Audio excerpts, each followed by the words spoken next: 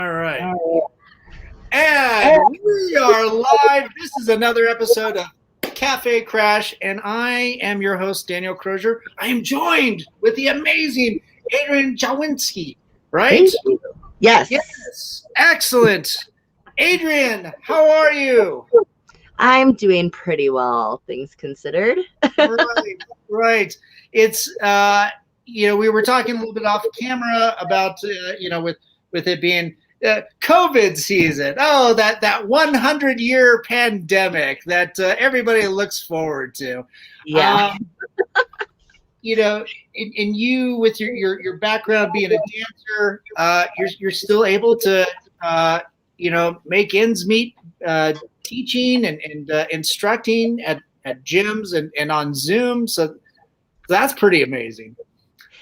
It is. The whole Zoom thing was pretty awesome when it all kind of came out, I guess. And there's a lot of learning curves, clearly, because I hate to say it, but Facebook is not really very open to that kind of thing, especially with music and licensed music and all that kind of stuff. So true. Zoom has been a really great option. And initially classes were booming at the beginning, and things have kind of like slowed with the reopening of things and gyms and stuff like that. So it's kind of a roller coaster, but I'm just trying to go with the flow, Yeah. Well, good. That's all anybody can do these days. Yeah. Adrienne, tell us a little bit about yourself, where you come from, how you grew up, and then how did you get into like being an aerialist, which I find absolutely fucking amazing, and what a rad thing to do. And, some of the circus arts that kind of go into it. Growing up, well, I was always around the arts growing up. My mother is a visual artist, always has been, always will be. So she's a big inspiration for me. She has like an eye like no other, and I've always been super inspired by her.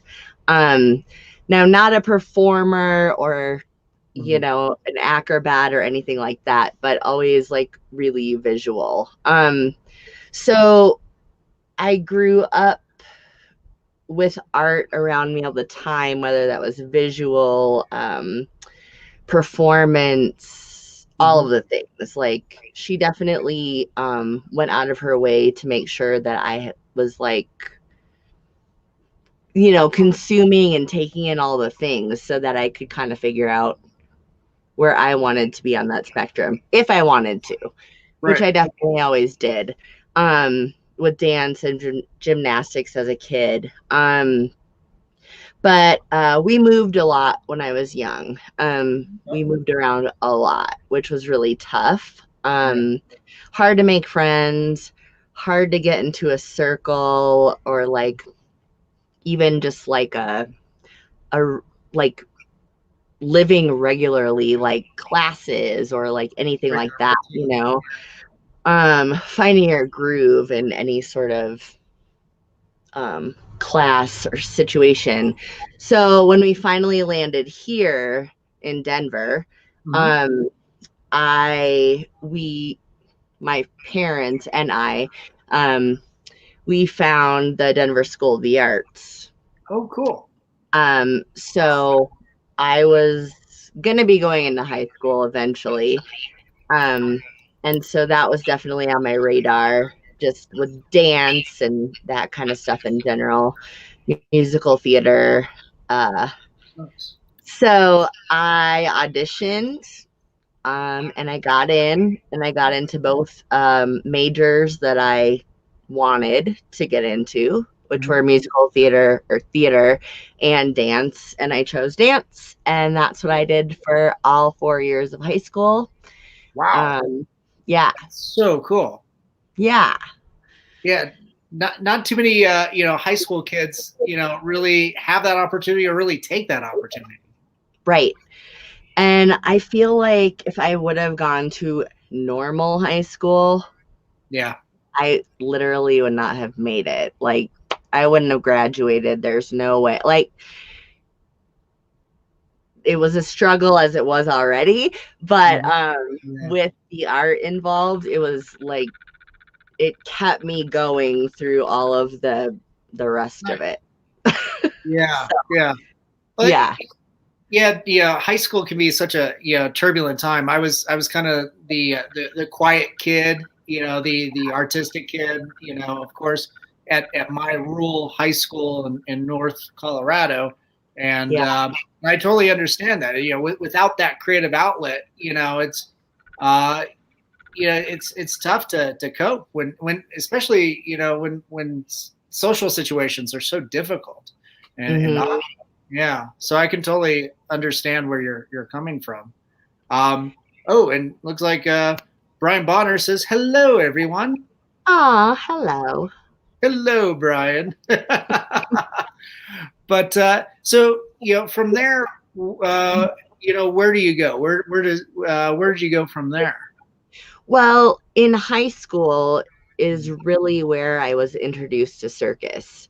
Oh, okay. So I had a little, I mean, I was introduced to it a long time before high school, but the opportunity of actually doing or experiencing it was definitely in high school. We did the musical Barnum my freshman year, all about P.T. Barnum. Yep. And we did this big audition process and the whole nine, and they brought in somebody who is basically I consider family now. One of my mentors, Angel V. Hill, who is and was and continues to be a very big name in circus and in Colorado. He was going to be our coach for all the things we were doing. So we got to do trapeze, Spanish web, acrobatics, all kinds of stuff for this musical freshman year. And I really got attached to it and I really fell in love with it. And I was like, okay, this is it. I want to do this. And he taught, he put on a camp every summer at Colorado Academy. Cool.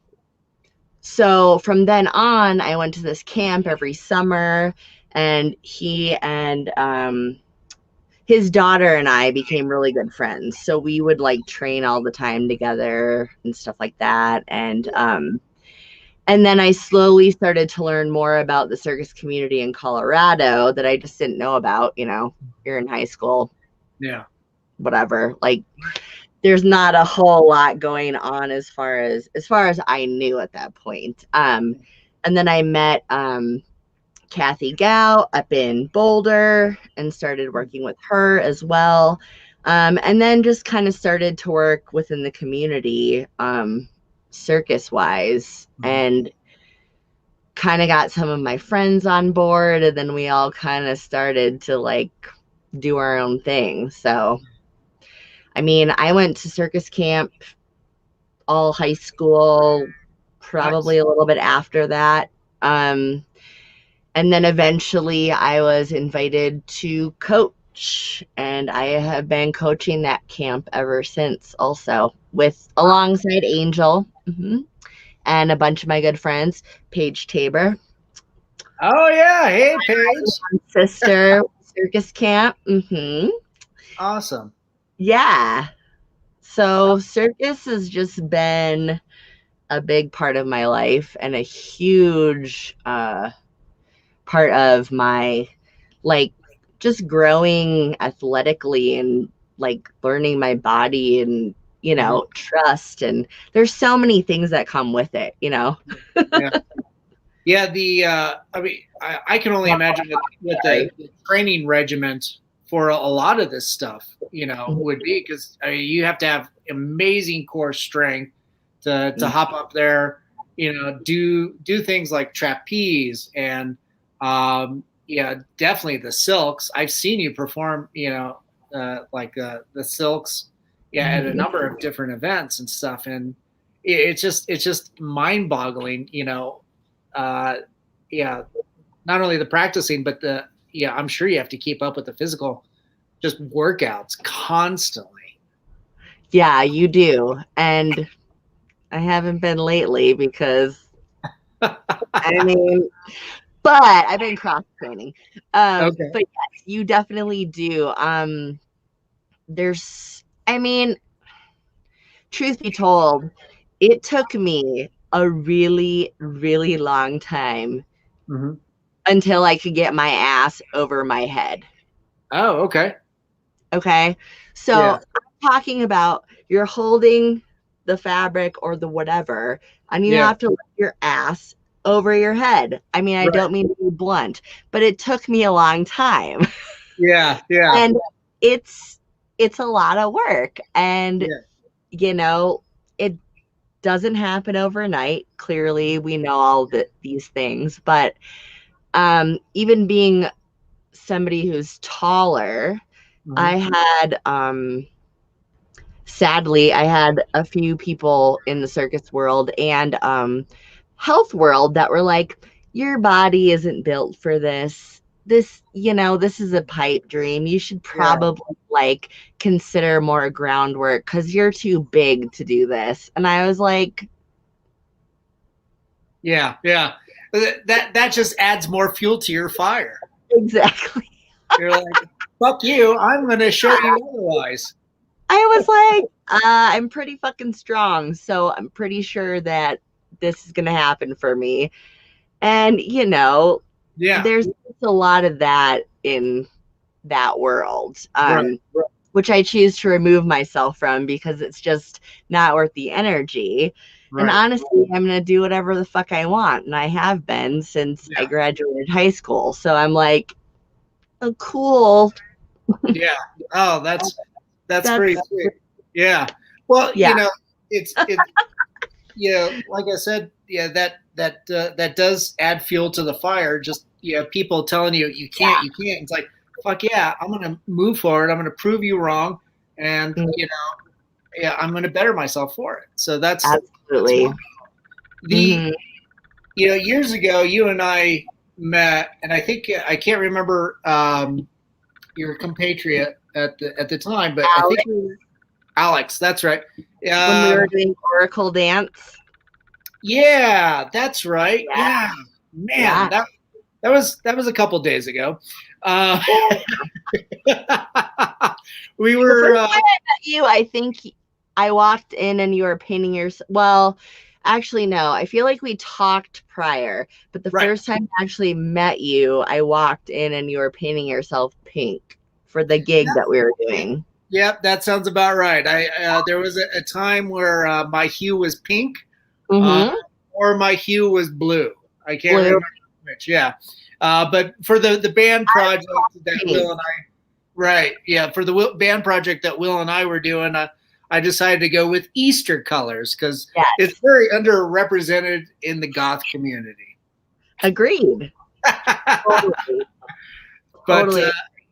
But yeah, I think the two of you did a number of contortionist performances for that. We had a little indoor festival at Laura Link's Murphy's place on Santa Fe, just as Santa Fe was becoming like this big art district. Yes. But she was still that part of the outsider, stuff. We were all. I mean. All of us there. Yeah. And what who else was there? Wasn't Mono Man Project was there. Yes. They did some pyrotechnic stuff and robot stuff. And then we had Orwellian Math Project, which was Jeremy Gregory and project. I think we had a few other bands. Little Theodore. I'm sure we had Little Theodore. Yeah. 100%. Those guys have always been a mainstay favorite of mine. Yeah, same. So we were kids, man. Right. Yeah. So that was a fun introduction, and what a weird, wonderful event that we were all able to participate in. Yeah. I think my OFM troupe also did participate in that. I can't remember. There was a lot at that show. Right. Yeah. It was lengthy, but awesome. Like, Yeah. but that's what we used to do. We used to do these shows where like 10 different groups would show up and do their thing. Yeah. And we'd be in these weird spaces in like the corner of a room, like just doing it, and I felt like it wasn't so like put together and so like cute, or like there was shit for lights and the sound was like, you never know what you're gonna get. People are just standing around and there were like kegs and people drinking beer. Like it was just like, whatever. Very, very much like something that you would see at like was it Monkey Mania or Rhinoceros? Oh my God. It's only more expanded because we were doing all this back in the day when MySpace was relevant. I think that's where you and I connected on, and then if I remember right, like shortly after that, you and Alex were doing stuff with Davaoca, if I remember correctly. Mm-hmm. Oh my God. We got hooked into the burlesque scene here because we had been doing Oracle and just been like doing this experimental dance performance arts stuff, and we were young and just hustling, man. Like literally every opportunity we had, we jumped on it, and we're like, we'll figure out something for this, we'll do something for this, like we'll create this thing. And we were just so all about like pushing our own envelopes, but getting, not just getting ourselves out there, but getting our messages out there that we wanted to at the time, and just experimenting with shit. And getting involved in a scene that we weren't really involved in prior, because performing arts high school, you know what I mean? Like we knew a lot of really cool people doing cool shit, but a lot of them went on to like college and to do these other things, and we're still chilling in Denver. So it was like, let's make some shit happen. And I feel like we definitely like took every opportunity we could to like insert ourselves in some way, like to be seen or be involved or meet people. Like, I mean, I don't hate to say it. That's weird to say. I love to say that like so many people that I know hustled so hard back then to get here, wherever that is now. The internet was like so there was no Facebook, there was no this, that, and the other. You put up posters everywhere you went. You bothered people in the Westward to like write a story about you.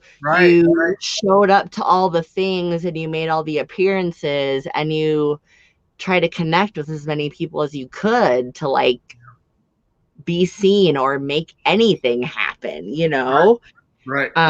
so yeah, we hustled, man, and we were seen by some people. And in oh God, so long ago, I'm so bad with dates too. I think it was 2003. We were put on the first ever National Burlesque Fest tour. Sweet. Wow, that's awesome. Yeah, with a handful of people, one of them being Kitty Crimson here from Denver as well. I've never met her. Oh my God, you would love her. She's like the sweetest person, super talented, had been doing burlesque a lot longer than we had. So being on the road with these people is like such an incredible experience. And this was NIPP back in the day who put us out on that tour. Nice. We were on the road with Catherine Delish, very big, worldwide, well-known burlesque star. Kitten on the keys, musician, amazing burlesque artist as well. Empire Burlesque, and Davaoca. Davaoca was in the little white van next to the tour bus that we were on. Yeah. We did 30 cities? 30 cities in a month. In a month? Yeah. Holy fuck. Man, that is a grueling schedule. Yeah, and we were kids. Yeah. So, and actually when we were on the road, at least the Oracle girls, me, Katie, and Alex, none of us were even legal, like legal as far as 21. Right. We were all 18, but none of us were 21. Right. So that was hilarious. And fun. We got in a lot of trouble, but in all the best possible ways. But yeah, we did 30 cities in a month, or was it 20? I don't know. We did a lot. I found my itinerary the other day, and it was like insane. We do a gig, get on the bus, wake up in the next place, do it again, blah, blah, blah. I think the longest time that we ever had off, we had like 2 days off in New Orleans, and we took full advantage of that. Yeah. Yeah. I can only imagine. It was wild. And then we would do cool things on the road, like a lot of people do, you know. Yeah. You meet up. We performed, we opened. The Burlesque Fest tour opened for Dita Von Teese in LA. Oh, cool. Yeah. Cool. So that was a really cool experience. We got to perform at Prince's Club in Minneapolis. Oh, I'm jealous. That is awesome. And St. Paul, Minnesota is my hometown. So it was like super special. Yeah. Oh, that's so cool. So we hustled. And we did that thing, and it was like huge for us, you know? Yeah. And we got to work with Davaoca. We performed personally. Oracle performed with Davaoca live. Yeah. And that was the start of a really awesome relationship, as you know. Alex is one of my best friends, who she's married to Nick, the singer of Davaoca. But anyways, like beyond all that, like it just started this really cool friendship and this really great, I don't know, lifelong friend vibe, goal, all the fun things, you know, to reconnect in life and do all these really cool things together. Nice. So, about that time, were you starting to also get into more, because on the Burlesque Fest, were you actually doing burlesque, or was it more you were? Okay. We were doing burlesque, and we were doing aerial work as well. Okay. So yeah, we did both. Obviously venues dependent on if we could rig or not. So our troupe specifically had a whole bunch of things in our back pocket just in case, you know, because sometimes we didn't know until we got there. Yeah. So we had a bunch of material on hand ready to go. Yeah. Nice. So you had a lot of nice foresight to, you know, figure out, spot on the spot, you know, what kind of show you're going to do that night. Mm-hmm. Nice. Yeah. It kept it interesting, that's for sure. Yeah, I bet. But yeah, like after that, did you transition into performing burlesque and your aerial acts at Clock Tower Cabaret? I think at the time it was Lanny's Clock Tower. Yeah, back in the day, there was an audition that was being held, and I believe Alex and I auditioned. It was like a Tuesday night. Right. Yep. It was like a Tuesday night show, and we auditioned and were accepted into the show, and we performed there. And that built and moved on, and I was there for quite a long time, performing and producing. Yeah, you were producing a lot of shows, and I remember like Ryan and I would donate some of our latex skins from the pinball. Yes, for the zombie show. For the zombie show that you and Dr. Bones would produce. So those my best friend. Yes, Dr. Bones. Yeah, I produced that show initially alone, and then he came into the scene, and I was like, "This dude, he's got something that I dig." Yeah, and that's so cool. Because he does a lot of the burlesque type acts. For anybody who's watching out there, burlesque is the male portion of absolutely. Yeah, it's so cool to seeing both the female and male performers going on and doing some amazing things. Those shows were wonderful. I also remember when you did Mile High Horror Film Fest. I think you were doing a Rob Zombie thing. We got the opportunity to open for House of a Thousand Corpses. Oh, sweet. Sid was there. Oh, nice. They did a special screening for that's cool. So we got to do our number, and then we're running off stage half naked at the Alamo, Of course. And I'm running through the doorway, and there's Sid, like, high fives me, and I'm like, wait, was that just? And then we go get dressed and run back into the theater to watch the movie and then watch the Q&A. And I was like, holy shit, that just happened. That's like one of my favorite movies too. And it's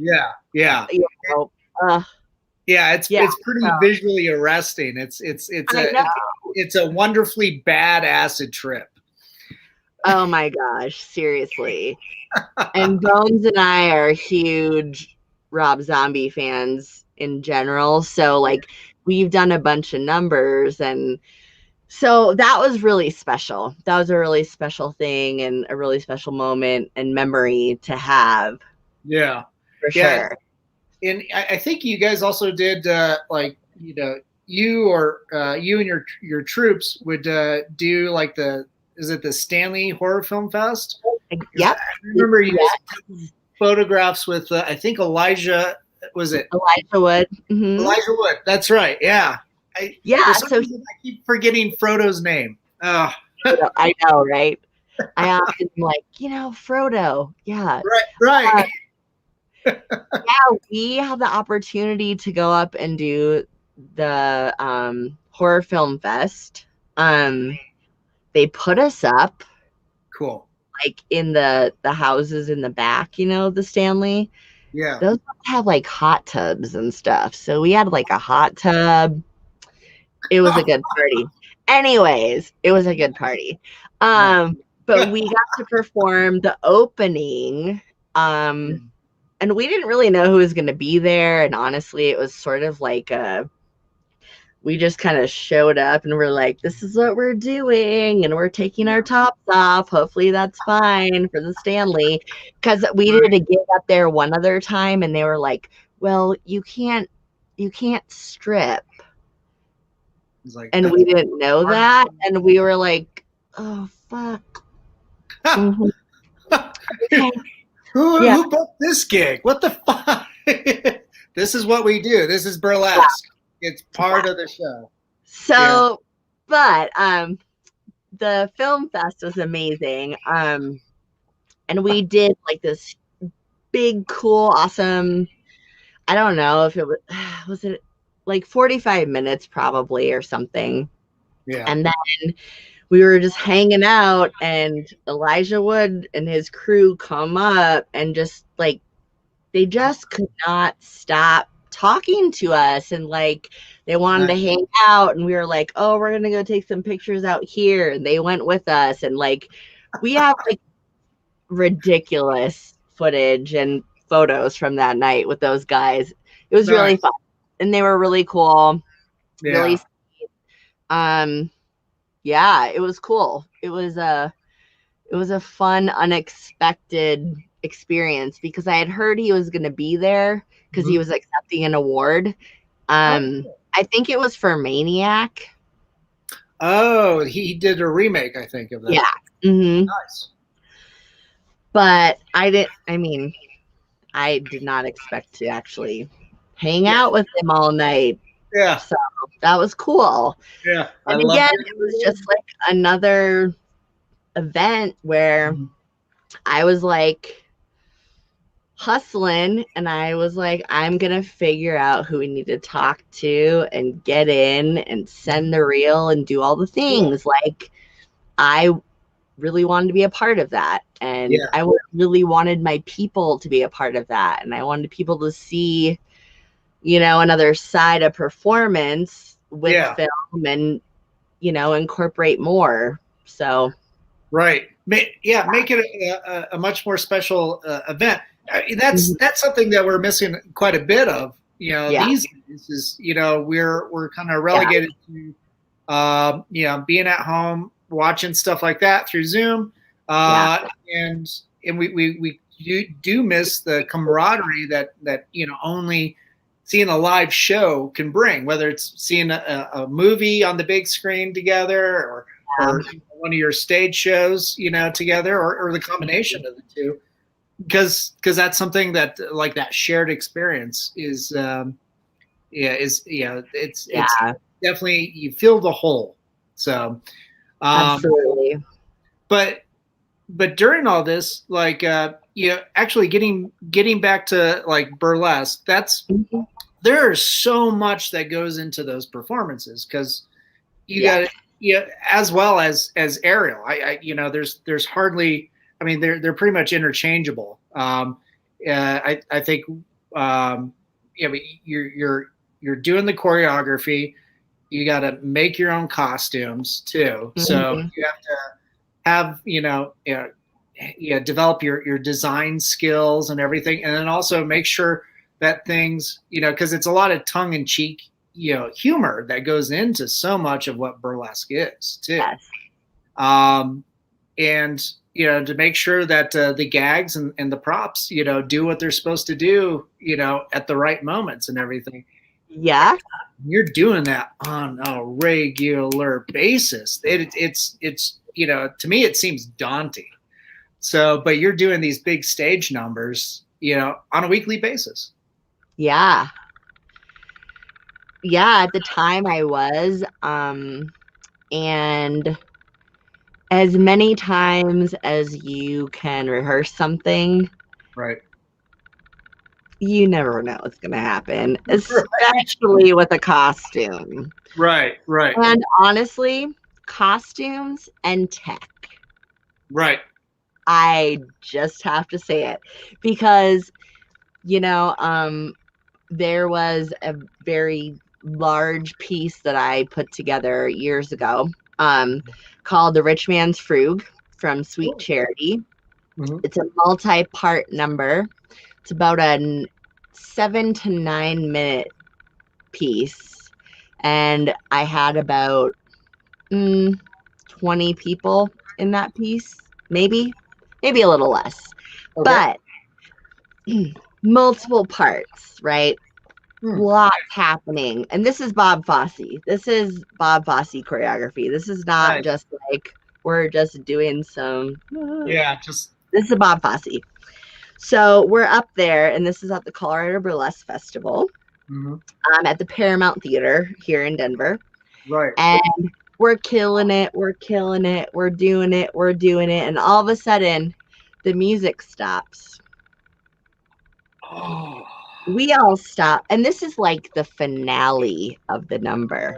The computer that was being used for playing the music, I guess through the laptop to the thing, decided it was going to update during our act. Oh, goddamn. So it stops. But luckily, because we're all professionals and very, very well rehearsed, we continue. We finish the number. It was great. But this is like shit that you just can't prepare for. Right, it's right. Costume just randomly falling off in the middle of your act, being like, well, ta-da! I reveal a minute and 50 seconds into my act, so I'm just gonna make it work, you know. Right. And I think that just like any burlesque performer, any performer in general, like especially if you're doing a solo act anyways, you just rehearse the shit out of it and you just expect anything to happen, and you also process those things when you practice. Right. I mean, there's been so many times where it's like, oh, I'm over here, there's no light, but that's cool, I'll just be here. Or, you know, my zipper breaks and I can't get the thing off. So it's like, oh, sorry. A lot of that, next time. A lot of that comes from, I'd imagine, just experience, right? Yeah. I know, you know, you've done like, obviously you do dancing classes, but yeah, I think you've taught, you know, like burlesque courses too. You know, is that something you talk about, you know, and that when something just doesn't go your way? Yeah. It's just something that you need to be prepared for, regardless of if all of your run throughs go perfectly. You have to be ready to wing it. You have to also be ready to sort of laugh at yourself and go with the flow. Like, we can't have a meltdown on stage. Like, yeah, it's happened. It happened to me really early on a really, really big show. And I was like mortified. And I was like, I swear I stood on stage and was like, oh, yeah. Oh, painful. You know what I mean? Like, thinking back, I was like, oh, it was not being flexible. I just was like so pissed. You have to work through all that stuff. You're on stage, you're in front of, I don't know, 10, maybe 100, who knows? Doesn't matter the amount of people, but yeah, it's something you just have to be prepared for and kind of figure out how to play off or I don't know. I never want to tell anybody what to do or how they should react, you know? But I think if you're kind of ready for it and you know, in the back of your head are slightly prepared for an escape route or a help or a call for something, I don't know what, like, but you sort of figure those things out over time once you experience those moments, unfortunately. And you just kind of learn how to roll with it. Yeah. And have fun with it, because shit happens. And like, we can't take ourselves that seriously, especially on stage when you're trying to entertain people. It's like, I'm human.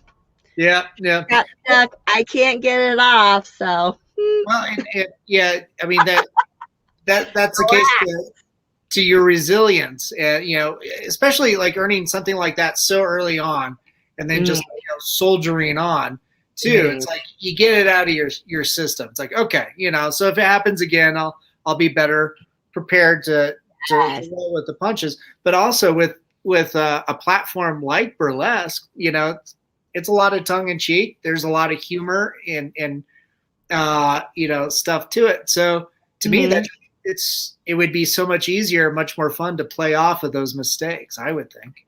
Yeah. And there's a lot of performers that play with that as their act or their thing. And Yeah. it's brilliant. And I love that. Like, Nice. I love seeing acts that are imperfect. And like, I think certain acts that I've done over the years, like they're so ingrained in your system, like it's fun to shake it up because you're the only person that knows, unless somebody's seen the act like 20 million times or something and memorized it. But, they're not going to know. Yeah. So it's fun to have fun with it. It's fun to be a little bit more free with it and not have to be so feel like you're so technical and so like on at every little angle and thing and bevel and leg move. It's like there's so many levels to it and you can take it where you want it. Mm-hmm. But I feel like it takes some people a long time to figure out like where or who they want to be in their burlesque persona and stuff.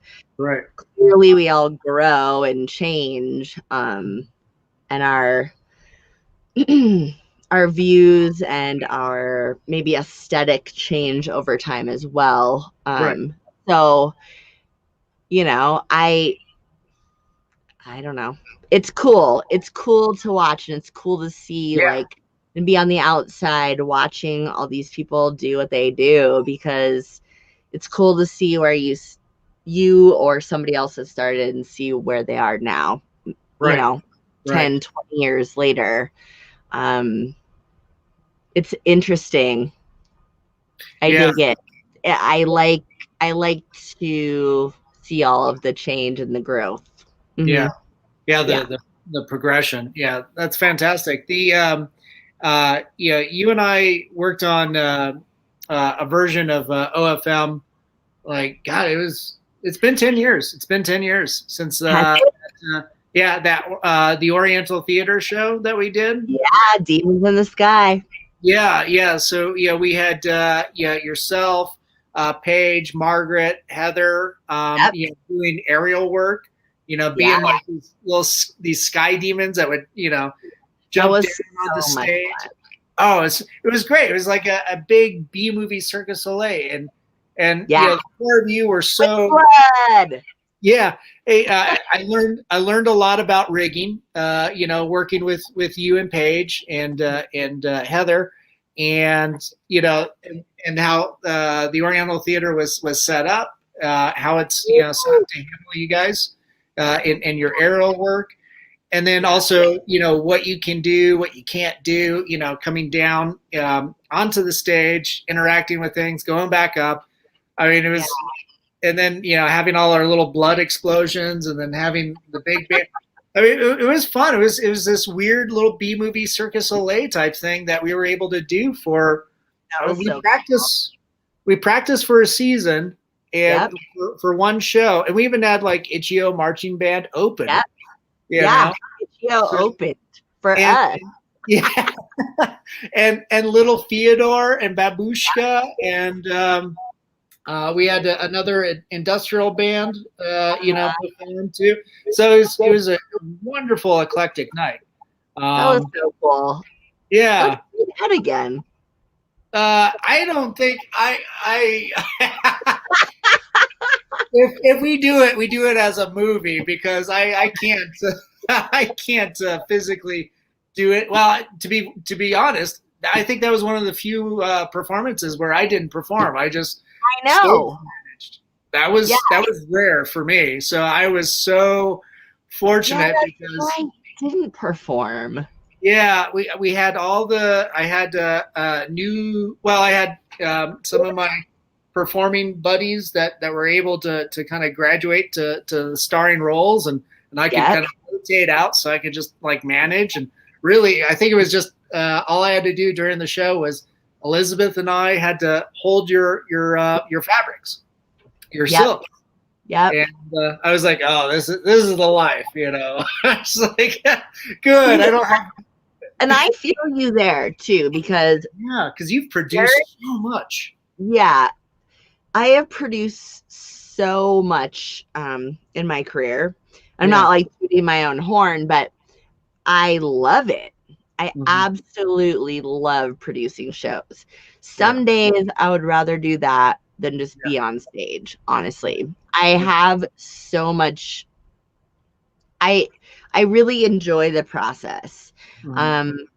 I enjoy booking the acts. I enjoy putting the set together. I enjoy all of the process that goes into it.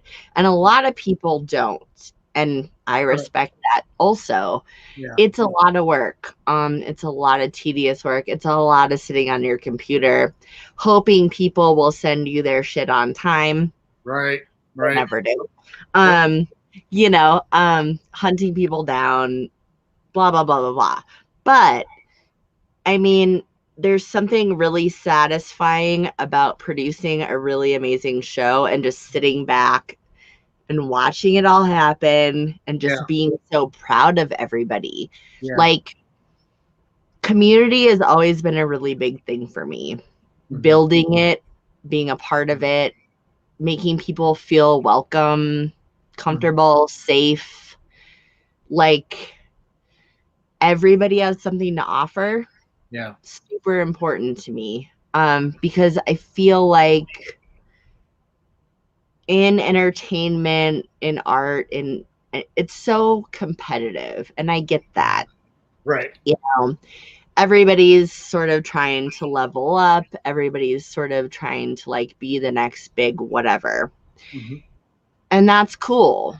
But I also feel like you have to give people a place to start, and you have to give people a place to grow and experience it and be on a different stage that they've never been on before, or maybe involved in an event or something that, they never would have been given the opportunity to do, and I feel like that's been growing in Denver anyways, and in Colorado, the opportunities before all of, this stuff. And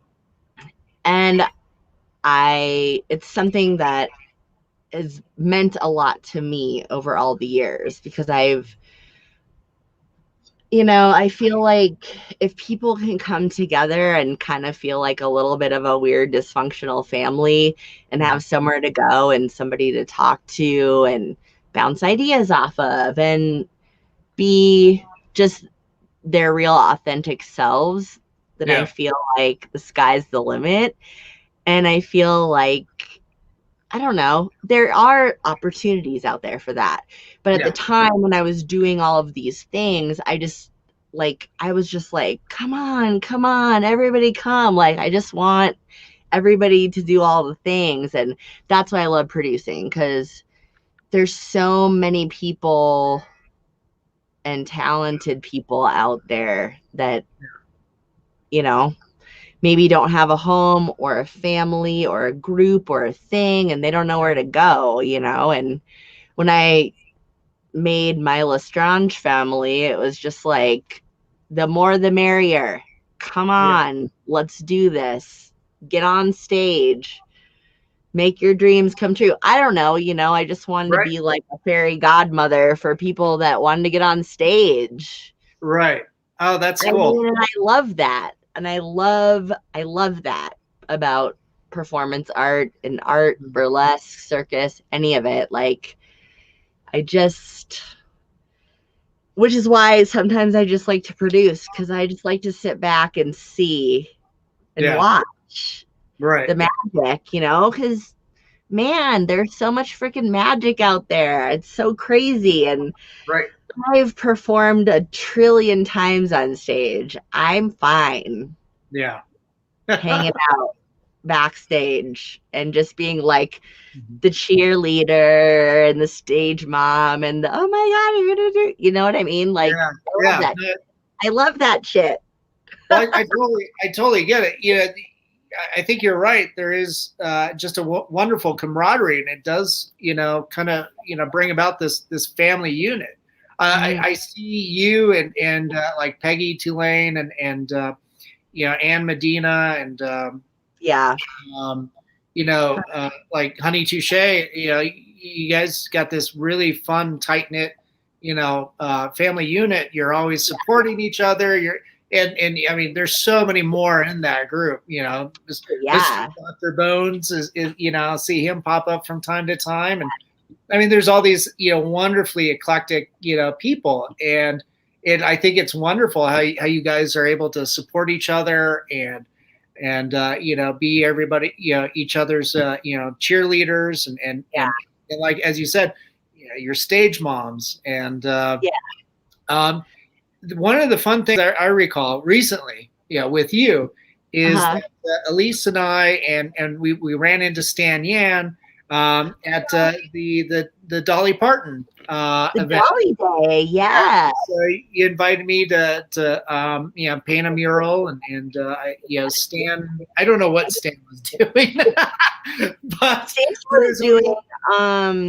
Was he doing hairdos on people or something? Or?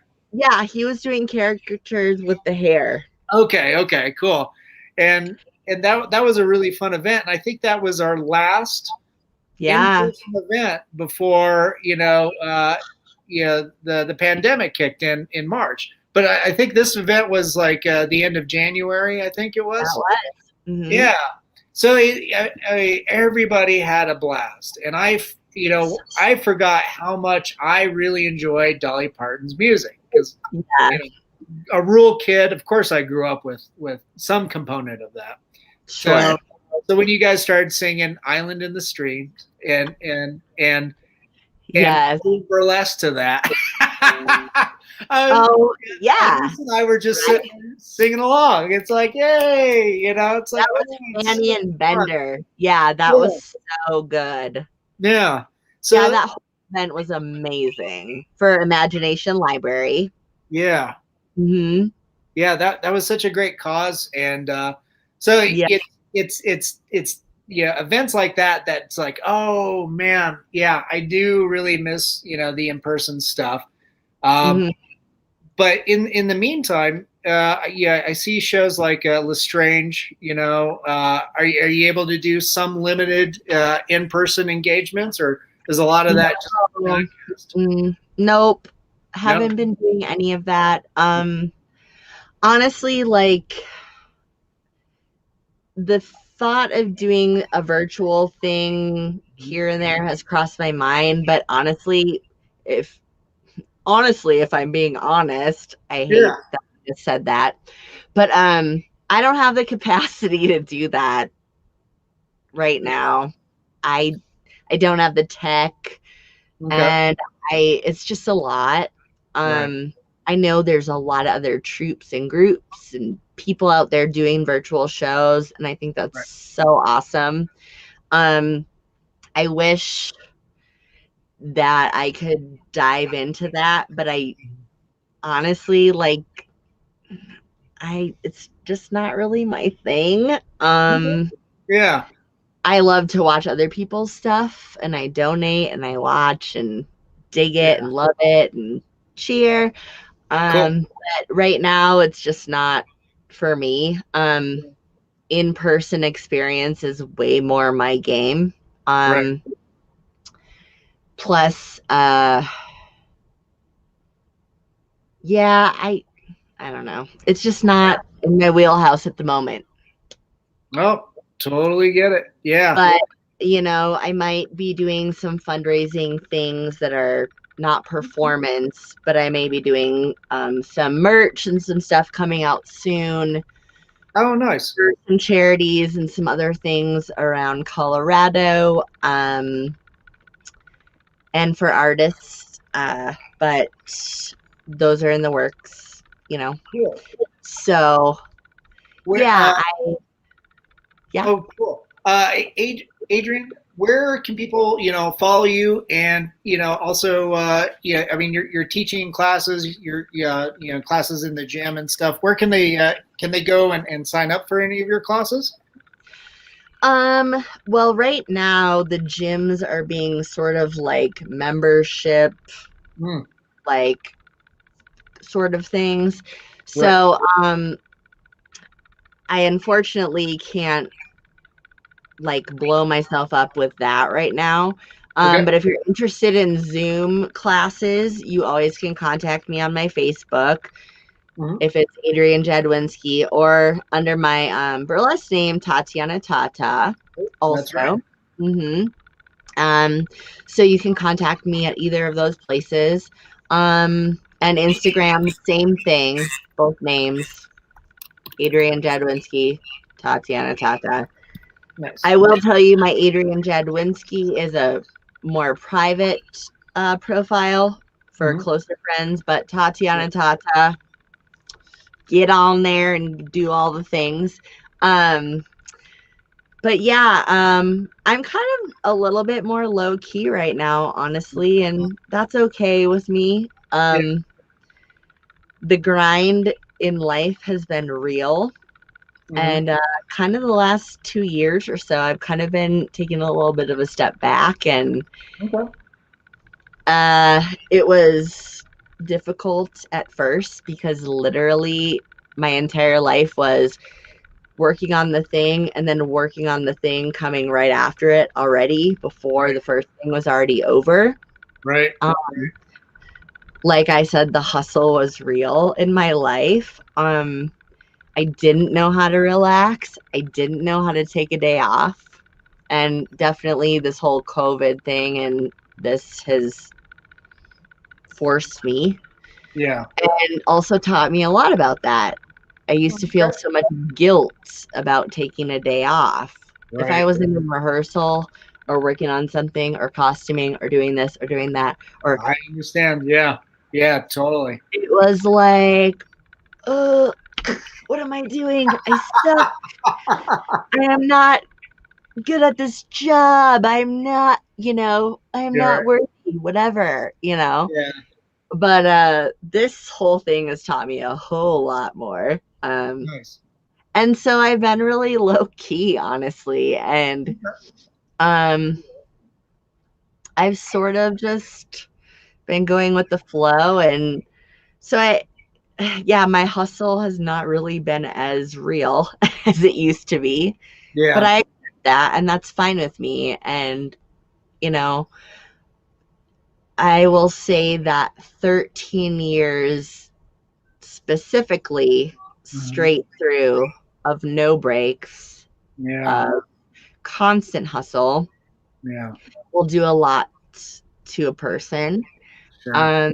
And so when I finally realized that I could give myself permission to calm the fuck down, if you will, and accept that, it's gotten easier. And I'm like, oh shit, I'm gonna play Animal Crossing for 6 hours today. Wow, that's cool. Yeah. Is it really? But it's a very but it's a very big change from like sitting around and watching a movie and then being like, oh my God, I have to go do all these things and like constantly be on. And it's been nice, not because I feel like I've chilled the fuck out so much. Yeah. So I'm embracing that, Cool. Yeah. No, I totally get it. I feel happier, that's for sure. Yeah. Good. Despite everything going on, I feel a lot happier. I feel a lot more grateful for my life, my experiences, my friends, my support. You asking me to do this. Like, I hate talking about myself. Like, I really, who knew, but I don't. Right. It's hard for me. I'd rather like talk about other people and lift each other else up and be like, oh, you, go. It's like, it's not my favorite thing in the world, but here we are. No, I appreciate you coming on the show and sharing your story and all the cool things that you've done and are involved with, and I do think it's quite inspirational because I noticed in the last few years, aerial performance seems to be like such a big thing. Yeah. And I remember, like, 13, 14 years ago, there you were, you and Alex, doing that sort of thing. It's so cool to see. Yeah. It's awesome. And the circus scene in Denver is booming, man. And everybody is so good, like way better than me. Oh. Like when I started, I was like, yes, I am so. Anyways, but like it's just changed, because it's become bigger. The training and this, it's like everybody's leveling up so hardcore, and I love seeing it. And I love seeing the evolution of it. Yeah. I mean, it's cool, and I love to see what's going on. Yeah. And there's different troops popping up and performers, and there's so many aerialists now, and it's really cool. Nice. It's really cool to see. And it makes me really happy, because I just want like circus to be accessible to like everybody, and it's becoming that more and more and more as the years go on. And it's a long ways from my little circus camp back in the day to now. It's just like becoming this like cool global thing, and it's just inspiring. It's really inspiring. And I'll do it until the day I can't anymore, but it's just cool to see everybody doing something that they're inspired to do, and that makes them really happy. And that's the point. Right. No, that's what keeps the world going around. Adrienne, thanks for being so generous with your time and coming on and chatting with us. And, I can't wait to, after this subsides, and, we can come and see another one of your shows or a show that you've produced. I think it'll be exciting. Hopefully it'll revolve around Dolly Parton again in some capacity. For sure. That would be awesome. I'm so down. Cool. Thanks, Adrienne, and to everybody that tuned in to watch. Thanks for tuning in. Adrienne, hang on for just a second.